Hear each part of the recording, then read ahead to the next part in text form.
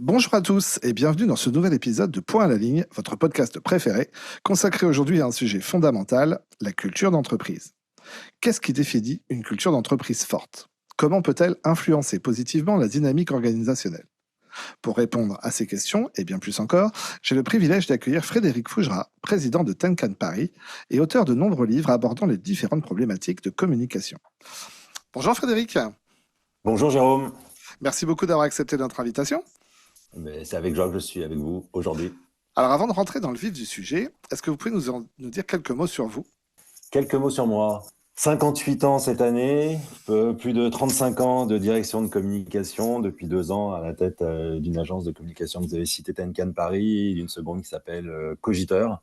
Passionné de la communication, je suis un autodidacte. J'ai commencé à travailler donc très tôt, mais tout de suite avec de grandes responsabilités. En tout cas, voilà, diriger des services d'une radio locale pour commencer, de collectivités publiques, puis de grandes entreprises et groupes internationaux. Voilà, un parcours assez simple et en même temps inhabituel pour un parcours français, parce que je suis passé du public au privé, parce qu'autodidacte, parce que j'ai travaillé dans plein de secteurs d'activité différents, la restauration, l'immobilier, la recherche et le développement, le pétrole, la pharmacie. Voilà, un parcours, tout simplement, un exemple comme un autre. Très bien, merci beaucoup Frédéric. Je suis Jérôme Grenier, votre hôte, et ensemble nous allons aborder le vaste sujet de la culture d'entreprise, de la communication interne à la stimulation de la productivité, en passant par l'intelligence collective. Prêt à découvrir ce que la culture d'entreprise peut réellement apporter à votre structure? C'est parti. Alors Frédéric, pouvez-vous définir pour nous ce que représente la culture d'entreprise? Alors cette question m'interpelle, Jérôme, parce qu'en réalité, ça fait plus de 15 ans que j'écris des tribunes RH et management sur mon expérience et sur des sujets qui sont très périphériques à cette question de culture d'entreprise. Et en fait, jamais m'est venue l'idée d'aborder frontalement le sujet et de définir ce que pouvait être la culture d'entreprise. Alors je pense qu'indirectement, je ne fais que parler de ça, mais finalement, trouver une définition, c'était pas... En fait, j'ai jamais fait. Alors, je pense en fait que la culture d'entreprise, c'est à la fois une question d'histoire, de dynamique et d'ambition. Je pense que la culture d'entreprise, ce sont ceux qui font une entreprise ou qui font une marque, et ceux qui la font, c'est l'ensemble des collaborateurs, c'est les managers qui l'animent et c'est aussi les dirigeants qui l'incarnent. Et je pense que c'est cet ensemble qui doit constituer cette culture d'entreprise. D'accord, ah, c'est intéressant. Alors en quoi vous la voyez différente de la marque employeur? Un terme qu'on utilise souvent. Alors, c'est un terme qu'on utilise souvent, mais c'est un terme que je récuse. La Ah, marque employeur, ça n'existe pas. ah, L'entreprise n'a qu'une marque. Personne, d'ailleurs, n'a jamais été capable de me montrer, de me présenter une marque employeur. Au-delà de ça, au-delà de cette question de sémantique, mais je suis un communicant, donc en communication, les mots ont un sens. Derrière cette idée de marque employeur, il y a bien une réalité. Euh, mais la marque employeur, ça n'existe pas. Je trouve ça important de le rappeler. Je pense on devrait davantage parler de communication employeur ou d'image employeur, mais l'image employeur, c'est une des parties de la communication employeur. Alors, pour répondre à votre question, parce que, enfin, je vais dire, pour être sérieux, je suis très sérieux en parlant de sémantique et de mots qui ont un sens. Mais entre la culture d'entreprise et la communication employeur, je pense que les deux sont relativement assez liés, mais la culture d'entreprise, ça correspond quand même à ce que je vous ai décrit pour commencer. La communication employeur, elle va plutôt venir exploiter justement cette histoire, cette dynamique, ces ambitions, venir les valoriser aussi, ne pas mentir sur ce que c'est, plutôt être dans la réalité employeur, dire les choses telles qu'elles sont, mais venir présenter, exploiter et utiliser tout ça comme un contenu, comme une matière pour arriver à communiquer. d'accord. Alors, en quoi la culture d'entreprise, elle peut améliorer la productivité des employés et la performance globale de l'entreprise? Je pense que la culture d'entreprise, elle permet de savoir qui on est, de savoir d'où on vient, et ça doit aider à savoir où on va dans la mesure où on a une stratégie. Donc c'est quand même, ça donne des codes, ça donne un environnement, c'est un peu comme le véhicule, un véhicule en transport en commun. Il est sur des rails, mais vous êtes dans ce véhicule et on est tous ensemble, et donc on a une vision du chemin à parcourir. On voit d'où vient le train et jusqu'où il va aller. Et je pense que c'est en ce sens ça va aider à la productivité des employés ou à la performance globale de l'entreprise, parce que chacun a sa mission, chacun a sa position, chacun a des objectifs. Sans culture d'entreprise, on est certainement perdu, ou alors on est des individus isolés, on est des freelances additionnés les uns aux autres. On ne forme pas des équipes, on ne forme pas un ensemble, on ne forme pas une collectivité. Je pense que c'est ce à quoi participe la culture d'entreprise. D'accord. Comment une culture d'entreprise forte peut-elle contribuer à la rétention des talents? Eh bien, certainement, pour commencer, en contribuant à donner envie de se lever le matin. Mhm. Euh, s'il n'y a pas de culture d'entreprise et finalement, s'il n'y a pas de cohérence, s'il n'y a pas de vision de l'entreprise, si je ne sais pas à quoi je sers, ni quelle est ma place, pour revenir à ce que je vous disais à l'instant, je n'ai pas tellement envie de me lever le matin pour aller travailler. Si mon travail, c'est uniquement aller chercher un salaire, c'est pas très motivant. C'est un peu une obligation, c'est une contrainte parce que j'ai des factures à payer à la fin du mois, mais je suis pas motivé. Et donc tout ça, ça donne du sens à mon travail. Et si mon travail a du sens et si j'ai envie de me lever le matin, pour répondre à votre question précédente, ça me rendra certainement plus performant dans l'entreprise. Donc je pense que et si mon emploi a du sens, je pense que j'ai plus de raisons de rester dans cette entreprise. Et si mon emploi n'a aucun sens et si je ne sais pas ce que je fais dans cette entreprise, je pense que j'aurai plus facilement la tête à aller regarder ailleurs et donc il sera plus difficile de me conserver au sein des équipes. Alors, comment les valeurs d'une entreprise peuvent-elles se traduire concrètement dans sa culture? Comment elles vont renforcer le sentiment d'appartenance? Alors, c'est pas pour vous provoquer à nouveau, mais et moi, je suis jamais à l'aise avec la notion de valeur d'entreprise. Je pense que les valeurs, c'est très personnel. Je suis pas certain qu'une entreprise elle ait des valeurs. Elle a certainement, en revanche, des engagements à agir de telle ou telle façon, des engagements à faire évoluer la société avec un grand S, des engagements à être peut-être plus citoyenne ou à participer à la construction d'un monde meilleur.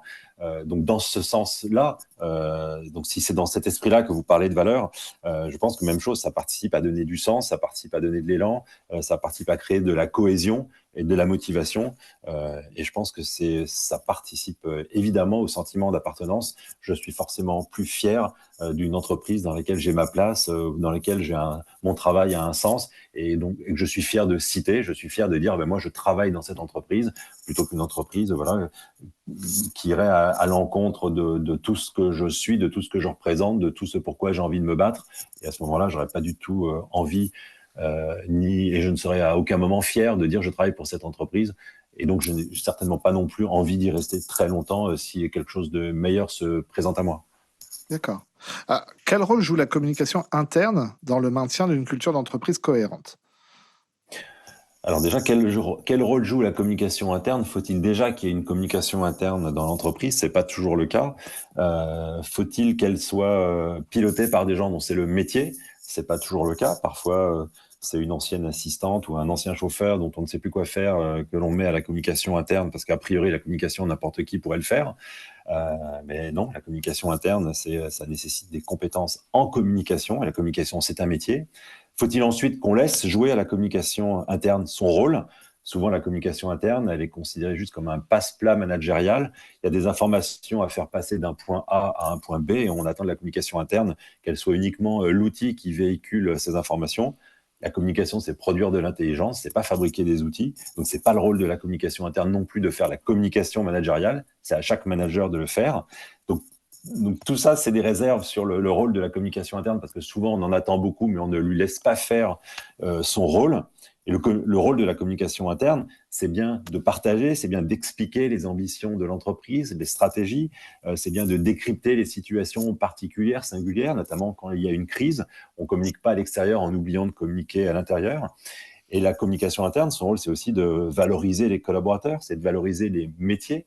Souvent, dans beaucoup d'activités, on connaît mal les métiers, y compris en interne, mais aussi en externe. En valorisant les métiers à l'externe, ça participe à l'image employeur, et donc ça participe aussi au recrutement.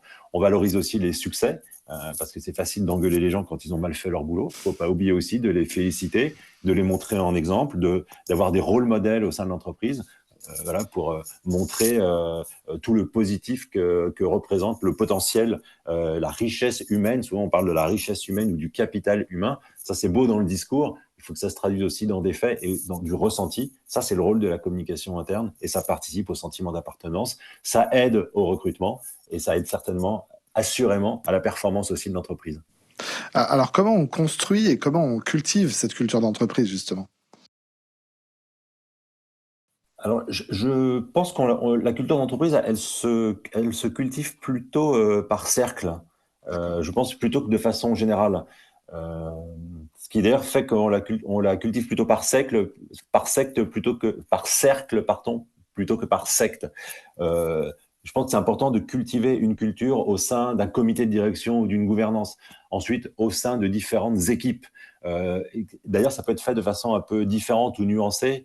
Les mêmes équipes comptabilité ou les mêmes équipes IT ou les équipes communication ou des équipes commerciales, ce ne sont pas forcément faites des mêmes personnes qui ont les mêmes attentes, qui ont les mêmes besoins. Et donc, il faut répondre et créer une culture propre à cette équipe, propre à cette communauté. Et c'est l'ensemble de ces communautés qui ensuite forment une communauté globale d'entreprise. Mais je pense qu'il est très compliqué de s'adresser à une seule communauté au sein de l'entreprise. Il y a des gens très différents, des métiers très différents, des parcours très différents. Une entreprise, c'est aussi des régions différentes, voire des pays différents. Donc, il faut s'adapter à toutes ces considérations. Donc, c'est par communauté d'intérêt, par communauté de travail, par communauté géographique, où on peut travailler cette culture, donc sous des bases qui sont souvent très proches, mais avec les discernements ou les nuances qui peuvent être nécessaires pour vraiment bien répondre aux attentes de ses collaborateurs. Et c'est ça qui permet de construire quelque chose de solide et de cohérent à l'arrivée. Mais à commencer par une culture d'entreprise qui soit cultivée au niveau d'une gouvernance. Même chose, un comité de direction, c'est pas que des cow-boys où chacun tire dans son coin, cherche la performance de son côté, cherche à briller de son côté contre ses autres collègues. Non, non, on est toujours à tout moment une équipe, un collectif qui travaille ensemble, quoi. Fonction support comme autre fonction, il n'y a pas de raison de mettre les fonctions support de côté par rapport à des fonctions commerciales. Une armée, elle n'avance pas si elle n'est pas ravitaillée derrière. Donc tout le monde a la même importance et tout le monde participe et construit les succès de l'entreprise. Comment on cultive l'intelligence collective au sein d'une organisation et pourquoi c'est important? Alors, c'est crucial, l'intelligence collective, mais quelque part, c'est une question qui est très proche de celle que vous m'avez posée précédemment. Là, cette intelligence collective, c'est de comprendre le rôle et l'importance de chacun Oui. dans une organisation. Je ne suis pas plus important ou moins important qu'un autre. Je suis recruté pour une fonction. Je ne suis pas recruté pour me faire plaisir ou pour décorer. C'est parce que j'ai un rôle important. Chacun est crucial dans sa fonction. Il n'y a pas de petite ou de grande fonction, et c'est l'association de l'ensemble de ces fonctions qui font marcher l'entreprise. Et c'est cette intelligence collective où tout le monde doit être considéré et avoir la même considération qui font qu'il y a une intelligence collective et qu'une entreprise ou qu'une communauté va être plus forte qu'une autre, où il n'y aura pas cette intelligence collective. Ok. Alors, comment la libération de la parole, elle favorise une culture ouverte et collaborative? Alors, la libération de la parole, elle favorise assurément une culture ouverte, collaborative, et elle participe aussi à l'intelligence collective, à supposer qu'elle existe, cette Oui. libération de la parole. Parce que la libération de la parole, elle est souvent dans les discours managériaux, elle est souvent dans les suppositions. Ah, mais moi, tout le monde peut s'exprimer dans mon équipe. Mais dans la réalité, elle n'est pas là. Elle n'est pas là pour une seule raison, pour une raison de confiance. Est-ce que j'ai confiance dans mon management? Est-ce que j'ai confiance dans mon équipe? Est-ce que les circonstances pour m'exprimer librement sont réunies? Et ça, c'est pas toujours le cas. Si on demande dans une réunion d'équipe à chacun de s'exprimer, mais que quand on vous exprimez, vous êtes moqué, il y a de l'ironie, vous êtes ramené à votre mission, alors, donc vous ne vous exprimerez plus. Donc la liberté de parole n'existe pas dans la réalité. Donc c'est vraiment une question de confiance. Il faut avoir la confiance et être certain de pouvoir s'exprimer. Après, c'est une question d'écoute. Est-ce que si je m'exprime, je vais être écouté? Parce que si je comprends que je peux raconter ce que je veux, mais qu'en fait, ça va ne servir à rien parce qu'on ne m'écoute pas, je ne m'exprimerai plus ensuite. Et à l'inverse, celui qui s'exprime, qui doit être écouté, doit aussi comprendre que c'est pas parce qu'il s'est exprimé qu'il va être suivi. Dans une équipe, il y a un patron, que ce soit un manager, que ce soit un dirigeant, qui à un moment doit porter une décision et doit faire des choix. Et les choix, c'est certainement pas de la démocratie participative en essayant de faire plaisir à tout le monde ou au plus grand nombre, c'est de faire le choix qui lui paraît être le meilleur et celui qu'il va devoir, lui, assumer. Donc, j'écoute, je me nourris de toutes les informations et de tous les éléments qui me permettent d'avoir une bonne décision. Et à la fin, je suis le patron, je décide. De l'autre côté, je suis membre d'une équipe, je partage un maximum d'informations, j'ai la conviction, la certitude, la garantie, la confiance de ma direction, donc je peux m'exprimer et donner tous les éléments. Après, peut-être que je serai suivi, peut-être que je ne serai suivi que partiellement ou pas du tout, mais il y aura eu une écoute, il y aura eu une véritable collaboration, il y aura eu une véritable intelligence collective. D'accord. Alors, comment gérer les conflits entre les valeurs individuelles des employés et la culture d'entreprise établie? Ça, c'est une question intéressante et qui me paraît très actuelle en réalité. Peut-être qu'on se posait moins la question il y a 20 ans ou il y a 30 ans, parce qu'il n'y avait pas de conflit entre vision personnelle et loyauté. Euh, et c'est un sujet assez compliqué parce qu'il ne faut pas oublier que quand on travaille dans une entreprise, en fait, on occupe un emploi en échange d'un salaire. Et on se retrouve aujourd'hui quand même dans une ère très individualiste, très égoïste aussi d'ailleurs, où la question de la loyauté se pose beaucoup moins.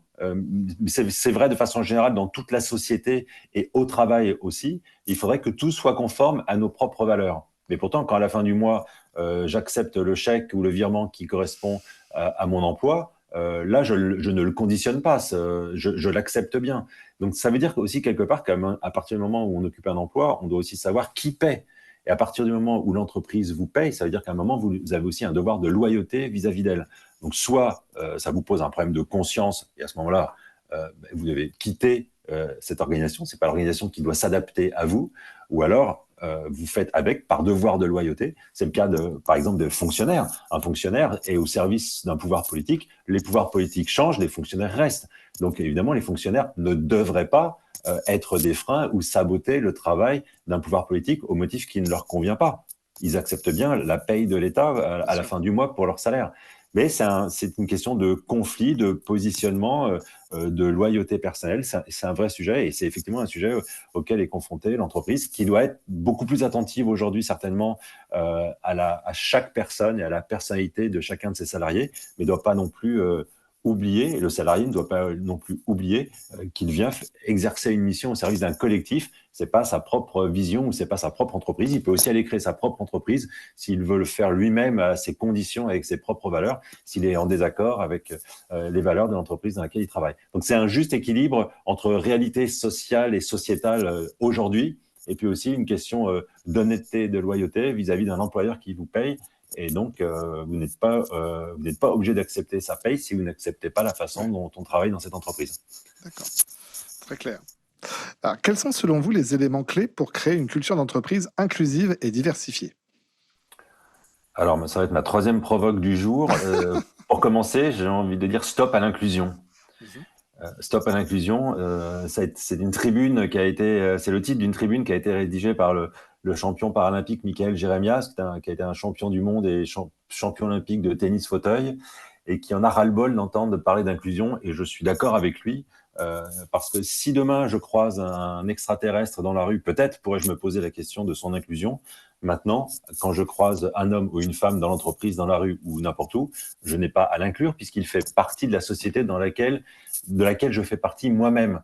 Donc nous sommes supposés être égaux et donc je n'ai pas à me considérer supérieur ou à considérer l'autre comme inférieur et devoir moi faire un effort pour l'inclure. Si la personne est différente et qu'elle pose un problème, c'est moi le problème, c'est pas elle. Donc cette question d'inclusion, encore une fois, encore une question de sémantique, mais ça permet de revenir sur cette idée qui s'installe finalement qu'il y aurait des gens de valeurs différentes et que certains devraient tendre la main pour inclure les autres. Non, non, on fait tous partie de la même société, donc personne n'a à être inclus, personne n'a à demander l'autorisation d'exister à d'autres.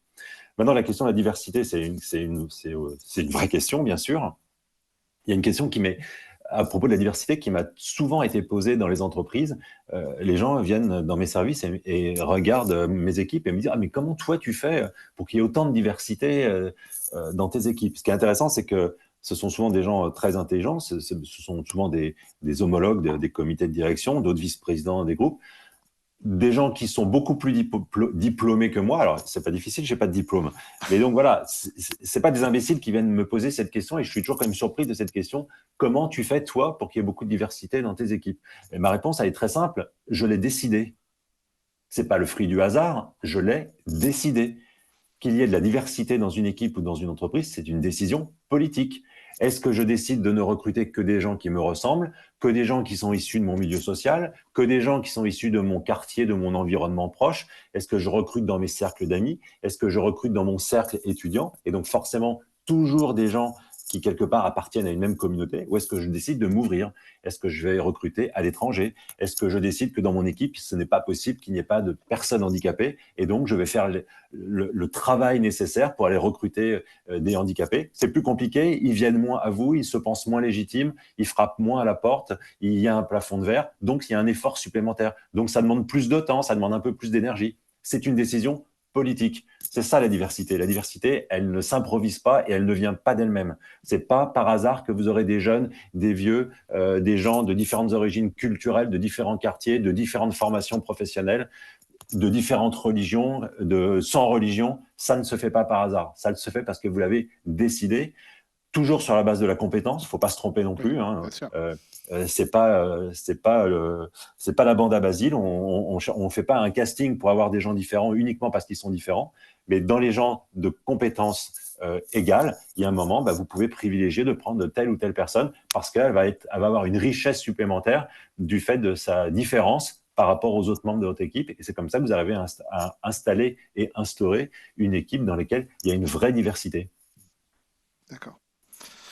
Je ne sais pas si j'ai répondu directement à la question, mais c'est très très clair. C'est très voilà. clair. Donc stop à l'inclusion, oui à la diversité, mais la diversité, elle n'arrivera jamais toute seule.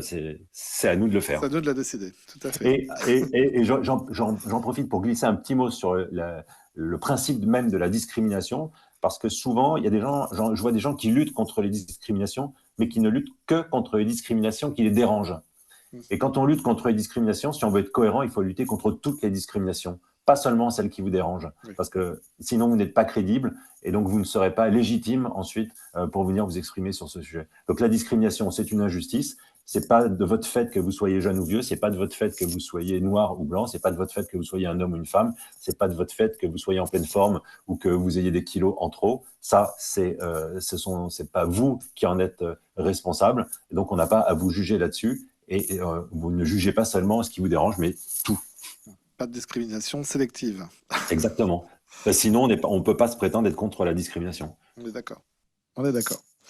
Alors, quel est votre avis sur l'impact des événements externes, comme la pandémie ces dernières années, sur la culture d'entreprise et comment on peut y faire face? Alors déjà, c'est vrai que la pandémie de Covid-19, ça a été un choc à plus d'un titre, évidemment, par la particularité et l'ampleur de cette pandémie, mais c'est surtout qu'on n'avait jamais imaginé, même dans les romans de science-fiction, un événement où le monde serait amené à s'arrêter quasiment sur tous les continents. Donc c'est vraiment la gestion de l'imprévu. La gestion de l'imprévu, quelque part, c'est de la gestion de crise et c'est de la communication de crise. Donc on a vraiment été mis à l'épreuve de nos capacités à répondre à une crise, à une gestion de crise, et on voit que certains y étaient plus ou moins préparés, parce que personne n'était réellement préparé à ce cas de figure, mais certains l'étaient en partie, d'autres pas. Certains se sont réorganisés et ont eu une réactivité très forte. Et c'est là où on voit peut-être que la différence entre des gens qui avaient quand même une forme de professionnalisation des questions de crise, de préparation à la crise et à la gestion de crise, et d'autres qui ne l'avaient pas du tout. Donc voilà, on peut voir que l'impact, il est différent suivant si l'entreprise, elle est quand même très solidement préparée à ce genre de questions. Alors, je pense qu'elles le sont ou qu'elles vont l'être de plus en plus maintenant, parce qu'on imagine que si c'est arrivé une fois, ça pourrait arriver une seconde fois. Mais c'est un bel enseignement, en tout cas pour le communicant de crise que je suis, de voir l'importance de se préparer à la crise et de ne pas attendre que la crise arrive pour tout d'un coup y consacrer du temps de cerveau. Quand la crise, elle vous arrive, en fait, il faut être très opérationnel et donc il faut y avoir été préparé, entraîné en amont pour pouvoir se consacrer pleinement au sujet de la crise le jour où elle vous tombe dessus. Donc cet enseignement, je pense que c'est le meilleur enseignement qu'on puisse tirer de cette pandémie. Et donc, pour répondre à votre question sur la culture d'entreprise, de la même façon, voilà, plus l'entreprise est cohérente et unie, plus l'entreprise travaille collectivement avec cette intelligence collective dont on a parlé avant, plus elle est prête aussi à affronter des moments imprévus, parce que l'entreprise fonctionne mieux, tout simplement. D'accord. Alors, quel conseil vous donneriez aux entreprises pour développer une culture d'entreprise forte et alignée avec leurs objectifs stratégiques? Alors, puisque vous parlez d'objectifs stratégiques, je pense que le premier conseil, si je peux me permettre de donner un conseil, c'est d'avoir une stratégie, parce que toutes les entreprises n'en ont pas, ou parfois elles en ont une, mais elles ne la partagent pas. Une D'accord. entreprise qui a une stratégie, mais qui reste au niveau du cerveau de son dirigeant ou de sa dirigeante, ou de quelques dirigeants au niveau d'un comité exécutif ou d'un comité de direction, oui, elles ont une stratégie, mais les dirigeants ont une stratégie. L'entreprise n'en a pas, puisqu'elle n'est pas partagée. Donc, le fait de la partager, c'est très important. C'est très important d'être cohérent et d'être honnête. Vous ne pouvez pas avoir des ambitions et une stratégie qui aillent dans un sens différent, sinon il va y avoir un problème de lecture, de compréhension ou d'alignement des planètes. Les gens ne vont pas aller dans le bon sens ou tous dans le même sens, puisqu'il y aura cette incohérence. Donc ça, c'est très important. Je pense que pour développer cette culture d'entreprise et pour être aligné avec les objectifs stratégiques, il faut être très attentif au recrutement et notamment au recrutement des managers. Il y a une faiblesse, je sais pas, opérationnelle ou intellectuelle dans le recrutement des managers. On ne recrute pas un manager juste parce que c'est un bon professionnel. On recrute pas un manager juste à l'ancienneté parce que il a exercé pendant 10 ans sa fonction. Donc maintenant, ça vient le chef de l'équipe. Être manager, c'est une fonction particulière. Euh, on n'a jamais le mot manager sur sa fiche de paye, alors qu'un manager, souvent, il consacre 50, 70, 80, 90% de son temps à faire du management plus que Ouais. sa propre expertise métier. Ça, c'est vraiment une compétence et une attention que les ressources humaines doivent avoir sur ce point et aussi sur l'accompagnement et le suivi.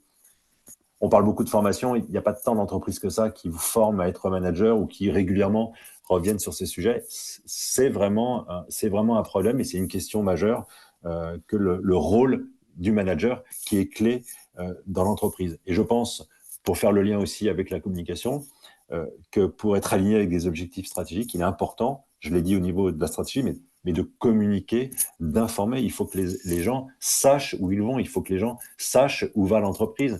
Il faut qu'il y ait un vrai sens dans l'activité. Si l'entreprise rencontre une difficulté, il faut l'expliquer, il faut le dire. Si l'entreprise doit changer de direction pour atteindre son but final, il faut le dire, il faut l'expliquer. Et moins on est en communication avec ses collaborateurs, finalement, moins on risque l'alignement, puisque chacun finit par avoir sa propre vision d'où il doit aller. Donc ça peut être le cas de chaque manager, ça peut être le cas de chaque membre d'une équipe. Et dans ce cas-là, eh bien, on part un peu dans tous les sens.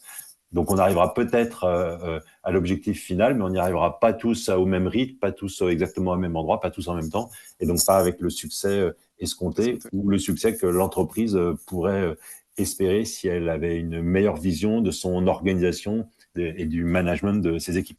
Ok. Communiquer et informer. Et informé. Et voilà, nous arrivons à la fin de cet épisode consacré à la culture d'entreprise. Vous en savez désormais bien plus sur les fondements essentiels de ce concept grâce aux précieux conseils de notre invité. Merci infiniment Frédéric Fougera pour avoir partagé vos connaissances avec nous. Merci Jérôme, et je rappelle, histoire, dynamique, ambition, hein, c'est ça pour moi la culture d'entreprise. Merci encore. Votre expérience nous a permis de mieux comprendre comment une culture d'entreprise forte peut littéralement transformer une organisation. Chers auditeurs, nous espérons que ces échanges vous ont inspiré et donné matière à réflexion sur la manière dont vous pouvez renforcer la culture au sein de votre propre entreprise. Merci de nous avoir suivis. Un grand merci à l'agence CMS et Clean Studio pour avoir rendu ce podcast possible. On se donne rendez-vous très vite pour de nouvelles aventures sonores à travers le monde de la communication. D'ici là, n'oubliez pas de nous faire part de vos impressions sur les réseaux sociaux et de vous abonner pour ne manquer aucun épisode. À la prochaine!